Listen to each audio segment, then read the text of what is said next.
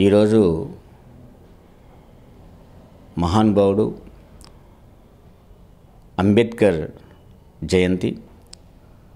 4 రోజుల ముందే 11వ తారీఖు నాడు జ్యోతిరావు పూలే జయంతిని కూడా మనం చూసాం. ఈ మహానుభావుల్ని స్మరించుకుంటూ వాళ్ళ అడుగుజాడల్లో వాళ్ళ ఆశయాల కోసం తప్పిస్తూ పనిచేసే అవకాశం ప్రజలందరూ తీసుకోవాలని, అట్టడుగు వర్గాలకు అండగా, బలహీన వర్గాలకు అండగా, అప్రెషన్స్కి వ్యతిరేకంగా ప్రధానంగా చదువుని ముందుకు తీసుకొచ్చిన మహానుభావులు పూలే.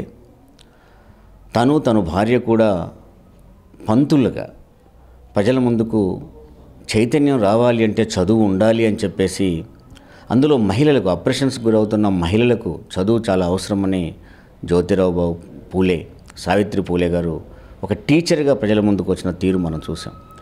అలాంటి పూలేని పంతులుగా, ఉపాధ్యాయుడిగా చెప్పుకున్న అంబేద్కరు మహానుభావుడు, ఒక రాజ్యాంగ సృష్టికర్త.